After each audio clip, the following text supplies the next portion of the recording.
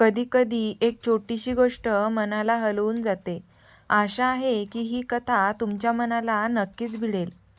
कथा सुरू होण्याआधी सर्वांना विनंती आहे, व्हिडिओला लाईक करा, आपल्या मित्रमैत्रिणींना शेअर करा आणि चॅनलला सबस्क्राईब करायला अजिबात विसरू नका. तुम्ही चॅनलला सबस्क्राईब केल्यामुळे असेच आणखीन नवनवीन छान-छान व्हिडिओ तुमच्यापर्यंत लवकरात लवकर पोहोचतील. त्यासाठी आपल्या चॅनलला सबस्क्राईब करायला अजिबात विसरू नका. आणि कसा वाटला तुम्हाला आजच्या कथेचा हा भाग नक्कीच कमेंटमध्ये लिहून कळवा आणि चॅनलला नक्की सबस्क्राईब करा. भाग 54. 5:15 वाजता सरंजामे वाड्याच्या मुख्य दरवाजावर तो आला होता. तसे त्याने एंटर केलं तसे धैर्यशीलच्या चेहऱ्यावर आपसुकच हसू आले होते. सगळेजण आता दरवाजाकडे पाहत होते. त्याचा चेहरा कोणालाही दिसत नव्हता, कारण त्याच्या हातात जे गिफ्ट होते त्याने त्याचा चेहरा लपला होता. "मी आत येऊ का?" त्याने विचारलं. त्याचा आवाज रावीला ओळखीचा वाटला. हा आवाज तर भाईसारखा आहे. भाई इथे कसा येईल? आला असता तर त्याने कॉल केला असता. सेम रिॲक्शन वरद, स्नेहलता आणि दीपक यांची होती. ते तिघेही एकमेकांना पाहत होते. कसे शक्य आहे? असेच हावभाव आले होते त्यांच्या चेहऱ्यावर. "बास कर की आता नौटंकी, सगळे आतुर झाले आहेत तुझा चेहरा पाहण्यासाठी," धैर्यशील ऐटीत बसूनच म्हणाला. "बोलण्यापेक्षा इथे ये आणि हे माझ्या हातातले गिफ्ट घे, मगच त्यांना माझा चेहरा दिसेल ना," तो म्हणाला. त्या दोघांचं फ्रेंडली बोलणं ऐकून तिच्या चेहऱ्यावर जी खुशी दिसली. "काय झालं गं, तू एवढी खुश का झालीस? आठवलं का?" स्नेहलता म्हणाल्या. "एक मिनिट आई, तूही खुश होशील. फक्त 1 मिनिट थांब आणि समोर बघ," रावी म्हणाली. "आलोच. तू इतक्या प्रेमाने आवाज दिला आहेस तर येतोच." धैर्यशील उठून सरळ चालत त्याच्यासमोर येऊन थांबला. धैर्यशीलने काही गिफ्ट त्याच्या हातातून घेतले तसे त्या व्यक्तीचा चेहरा दिसू लागला. त्याचा चेहरा पाहिल्यावर रावी, स्नेहलता, दीपक आणि वरद सगळेच खुश झाले होते. त्याने आणलेले गिफ्ट एका बाजूला ठेवले. 6 फूट उंची, गोरा रंग, हलके सिल्की ब्राऊन केस, जिमने कसलेले शरीर, व्हाईट टी-शर्ट आणि ब्ल्यू जीन्स मध्ये भारीच दिसत होता तो. धैर्यशील आणि तो जवळपास एकाच वयाचे होते. त्याला पाहताच देशमाने जोडीने एकच आवाज दिला, "वंश." त्यानंतर वरद आणि रावी एकत्र म्हणाले, "भाई." रावी आणि वरद जवळपास पळतच त्याच्याजवळ आले. "मिस यू भाई." दोघांनी त्याला मिठी मारली. "Miss you too." हलकेच गालात हसत तो म्हणाला. त्याची नजर मग आई-वडिलांवर गेली, जे की त्याच्या डोळ्यात अश्रू आले. कितीतरी दिवसांनी, महिन्यांनी पाहिलं होतं. "हा देवांश आहे." माई देवराजकडे पाहत म्हणाल्या. "हो माई." देवराज हसत म्हणाले. "किती मोठा झाला, किती वर्षांनी आला. घरी थांब, याला बघतेच." "हां, घरी थांब, याला बघतेच." माई देवांशकडे चिडून पाहू लागल्या. देवांशची नजर जेव्हा माईकडे गेली तसे त्याने त्या दोघांनाही बाजूला केलं आणि पळतच तो माईच्या समोर जाऊन खाली जमिनीवर मांडी घालून बसला. "सॉरी." कान पकडून माफी मागितली. धैर्यशील आणि रावी गालातल्या गालात हसत होते. समोरचं दृश्य एन्जॉय करत उभे राहिले. "गेला आता हा." रावी, "येस, 12च्या भावात." धैर्यशील हसत म्हणाला.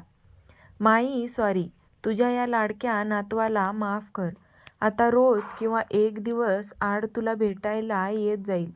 देवांश बारीक चेहरा करून म्हणाला. "बरं ठीक आहे, तू येणार ना भेटायला म्हणून सोडत आहे, नाहीतर तुला आज प्रसाद भेटलाच असता."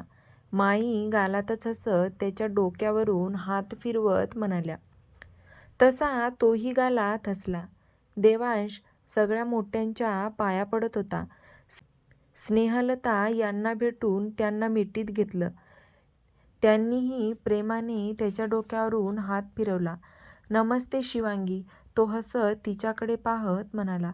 धैर्यशील त्याच्याकडे बारीक डोळे करून पाहू लागला. "नमस्ते नमस्ते." शिवांगी हसत म्हणाली. "आम्हाला देवाने विचारलं." "देव, तुम्ही अजूनही तसेच आहात." शिवांगी म्हणाली. "हो तर, 4 वर्षापूर्वी होतो तसाच ना?" त्याने डोळे मिचकावत विचारलं. "हो." तिने अगदी हो मध्ये मान डोलावली. धैर्यशील दोघांकडे बारीक नजर करून पाहत होता. हे दोघे कसे ओळखतात हा प्रश्न त्याच्या मनात सारखा सारखा येत होता. शेवटी त्याने विचारलंच, तुम्ही दोघे एकमेकांना कसे काय ओळखता? धैर्य, तुला आठवत आहे मी एकदा मुंबईला गेलो होतो तेव्हा तिथे घडलेला किस्सा सांगितला होता. जिने मला मदत केली होती ती बघ. देवांश धैर्यशीलकडे पाहत म्हणाला. हो, तू सांगितलं होतं मला. आता तू हे नको सांगू की ज्या मुलीने हेल्प केली होती ती शिवांगी आहे. धैर्यशील गालात हसत त्याच्याकडे पाहत म्हणाला. हीच आहे ती मला हेल्प करणारी. मी खूप जास्त खुश आहे की तुझं लग्न हिच्याशी झालं. लकी आहेस, देवांश म्हणाला. Yes, I am lucky. तुला तर आमची पहिली भेट कशी झाली ते सांगितलं होतं. धैर्यशील हो, आणि अजून भरपूर काही आहे जे सांगायचं आहे. हो ना देवांश? भरपूर सांगायला रात्री सांगतो, धैर्यशील म्हणाला. ओके देवांश. आता सगळेच जमलो आहोत तर इथेच आपण भाऊबीज करून घेऊ, माई म्हणाल्या. हो चालेल, रावीने म्हटले. श्रद्धा, ओवाळणीचे ताट रेडी केलं आहेस ना? माईंनी विचारलं. हो माई, श्रद्धा म्हणाली. आत्याने संजय आणि देवराज यांना ओवाळून घेतलं. मग श्रद्धा आणि सोनलने शंतनू, धैर्यशील आणि शिवाला ओवाळले. त्यानंतर रावीने वरद आणि देवांशला ओवाळले. शिवांगी एका बाजूला बसून समोर पाहत होती. तिला या क्षणी असं वाटत होतं की आपल्यालाही भाऊ असता तर आपणही भाऊबीज साजरी केली असती. त्याच वेळी 3 हात तिच्या समोर आले. तसे तिने डोकेवर डोकावून पाहिलं तर शिवा आणि शंतनू आणि देवांश तिघेही तिच्याकडे पाहत, आम्हाला ओवाळ ना, तुझी कधीपासून वाट पाहतोय तिथे आणि तू इथे बसली आहेस, शंतनू म्हणाला. भाऊबीज झाली ना मग मी कशाला, शिवांगीने विचारलं. बहीण आहेस ना, आम्ही तुला बहीण मानतो, पण तू आम्हाला भाऊ नसेल मानत तर काही हरकत नाही, पण आम्ही तुझ्याकडून ओवाळून घेणार, हो की नाही शंतनू? शिवा त्या दोघांकडे पाहत म्हणाला. सगळे हसत त्या चौघांकडे पाहत होते. असं काही नाहीये, शिवांगी म्हणाली. असं नाहीये ना? मग चल पटकन, आता तर आपण डबल नातेवाईक झालो आहोत. चल. देवांशने तिचा हात पकडून तिला उठवलं आणि तिच्या हातात ओवाळणीचे ताट दिले. तोच पहिले पाटावर जाऊन बसला. शिवांगी, तुला 3 भाऊ आहेत. नवऱ्याने जर काही त्रास दिला तर सरळ यांना सांग, माई म्हणाल्या. तसे बाकीचे सगळे हसले, फक्त धैर्यशील सोडून. हो माई सांगेल. शिवांगी, काय सांगेल ग? मी तुला त्रास देतो, त्याने भुवया उंचावत विचारलं. तसे देवांशने त्याच्या खांद्यावर हात टाकला. हे बघ, तू आमच्या समोर तिला कसा जाब विचारतोय? तू माझा मित्र की शत्रू? त्याने बारीक डोळे करून विचारलं. मित्र तर आहेच रे, पण त्याआधी मेहुणा आहे, देवांश डोळे मिचकावत म्हणाला. हे कधी झालास? आता झालं, देवांशने हसत उत्तर दिले. सगळा परिवार एकत्र आला होता. शिवांगी सगळ्याच्या नकळत डोळ्यात आलेले अश्रू पुसले. शिवांगी, संजय यांनी आवाज दिला. हां काका, शिवांगी म्हणाली. बस, ये इथे. तिला पाटावर बसायला सांगितलं. तशी ती प्रश्नार्थक नजरेने त्यांना पाहत होती. बस इथे ये पटकन, संजय म्हणाले. हो आलेच. शिवांगी, माई तू देतेस का? संजय यांनी विचारलं. आपण दोघेही देऊ, माई म्हणाल्या. त्या उठून त्या दोघांच्या जवळ आल्या. शिवांगी पाटावर बसली. तसे माईंनी तिला हळदी कुंकू लावले आणि तिच्या हातात साडी आणि लाल रंगाचा नेकलेस आणि बांगड्याचा बॉक्स दिला. माई अहो. शिवांगी काही बोलणार त्याआधीच माईंनी आणि संजय यांनी तिला काही बोलू दिलं नाही. शिवांगी, काल जे साडी आणि नेकलेस दिला होता ना ते सासरकडून, आणि आता हे दिलं आहे ते माहेरकडून. सुजित आणि नेहा असते तर त्यांनीच केलं असतं. हे रीत आहे शिवांगी. माईंनी तिच्या डोक्यावरून मायेने हात फिरवत, तसे तिचे डोळे आपसुकच बंद झाले होते. भावना दाटून आल्या. माईंनी तिची ओटी भरली. माई, वहिनी इथे पहा, श्रद्धा म्हणाली. तसे माई आणि शिवांगी श्रद्धाकडे पाहू लागल्या. वहिनी, स्माईल प्लीज, श्रद्धा म्हणाली. तशी शिवांगीने स्माईल दिली. हा क्षण कॅमेऱ्यात बंद झाला. छान आला आहे दोघींचा फोटो. श्रद्धा, फॅमिली ग्रुपवर सेंड कर लगेच, सगळे पाहतील. देवांशला ॲड करा त्यात. देवराज, हो करतो. देवांश, तुझा नंबर दे. श्रद्धा मोबाईलमध्ये पाहत म्हणाली. हो, हे घे. या क्षणाची तर वाट पाहत होतो मी. देवांश शेवटचं वाक्य हळूच पुटपुटला. काही म्हणाला का?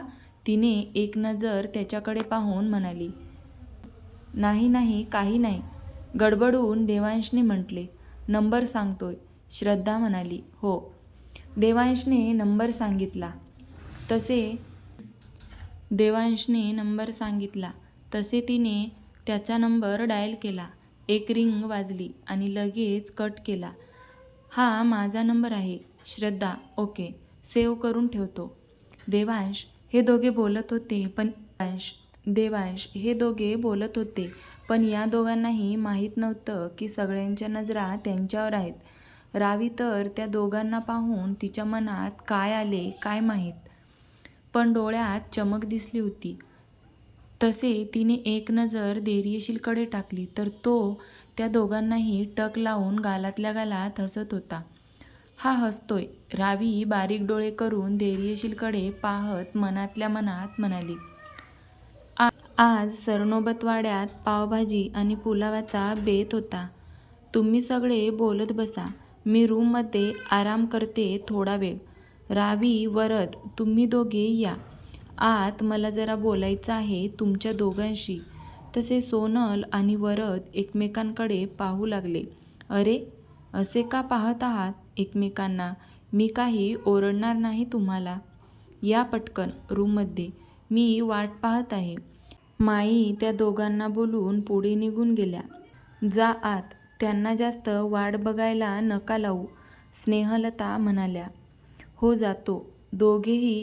दोघेही एकत्र म्हणाले आणि माईच्या रूमकडे निघून गेले. ही कथा तुम्हाला कशी वाटली ते नक्की सांगा. या कथेमध्ये काही चूक वाटली तर कमेंट करून मार्गदर्शन करा. आणि हो, तुमचा एक लाईक खूप मोठं बळ देतो. त्यासाठी व्हिडिओला एक लाईक नक्की करा आणि व्हिडिओ शेअर करा आणि चॅनलला सबस्क्राईब करायला विसरू नका. आणि हो, नवीन कथा मिस होऊ नये म्हणून बेल आयकॉन दाबायला विसरू नका. धन्यवाद.